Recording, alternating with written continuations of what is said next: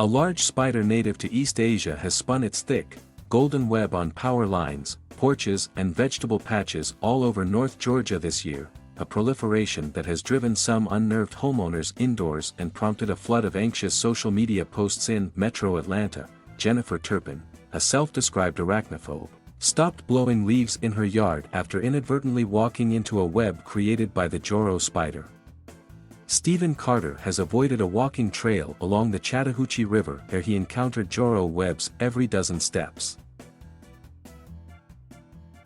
Farther east in Winterville, Georgia, Will Hudson's front porch became unusable amid an abundance of Joro webs 10 feet deep.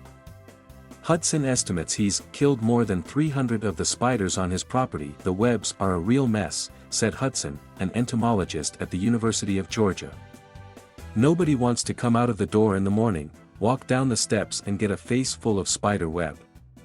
The Joro, Trichonephila clavata, is part of a group of spiders known as orb weavers for their highly organized, wheel-shaped webs.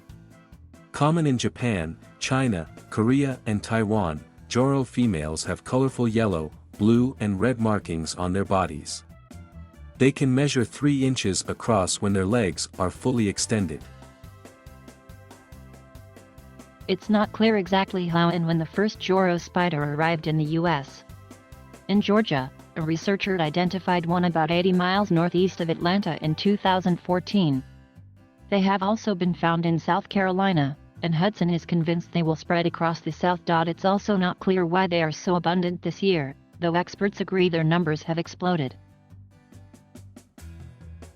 We see natural ebbs and flows in the populations of many different species that may be linked to local conditions, particularly slight changes in rainfall, said Paula Cushing, an arachnologist at the Denver Museum of Nature and Science. Cushing and other experts say Joros are not a threat to humans or dogs and cats and won't bite them unless they are feeling very threatened.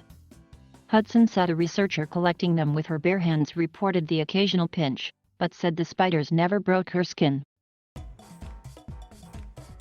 Researchers, however, don't agree fully on what impact, if any, the spider will have on other species and the environment. Debbie Gilbert, 67, isn't waiting to find out.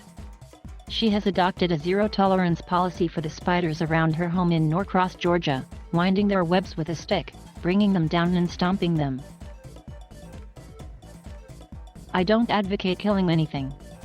I live in peace with all the spiders around here and everything else, she said. But just don't belong here, that's all. Turpin, 50, tried to set a Joro spider web on fire at her East Cobb home, but then got scared it would fall on her and fell into a hole as she quickly backpedaled. She had a neighbor remove it instead.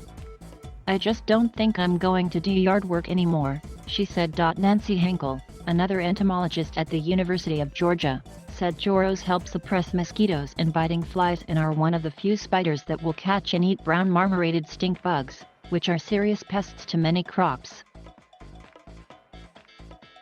This is wonderful. This is exciting. Spiders are our friends, she said. They are out there catching all the pests we don't want around our home. Ann Ripstra, who studies spider behavior at Miami University, was more cautious in her assessment of the Joro's potential impacts, saying more research was needed. I'd always err on the side of caution when you have something that establishes itself where it's not supposed to be, she said. Researchers at South Carolina's Clemson University also were more circumspect, saying in a fact sheet published online in August that they do not yet know if there will be any negative impacts from this non-native species on the local ecology of South Carolina. Amateur gardeners and naturalists have raised concerns about the safety of native spiders and bees and other pollinators. Cushing said Joros are probably big enough to take on large pollinators caught in their webs, but those insects may be an insignificant part of their diet. Ripstra has studied a similar spider species and said their webs are used by other spiders as a source of food, so the Joro might help native spiders. But she said there was also evidence Joros compete with other orb weavers. The bottom line, there are many unknowns. Most of the Joros are expected to die by late November, but they may return in equally large, or even larger, numbers next year, though scientists say even that is hard to predict with any certainty. Anthony Trendle, a homeowner in Sewanee, Georgia, is enjoying them for now.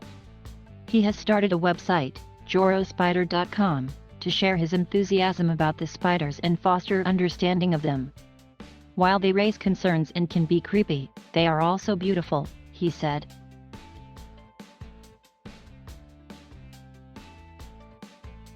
Thank you for watching. Please subscribe.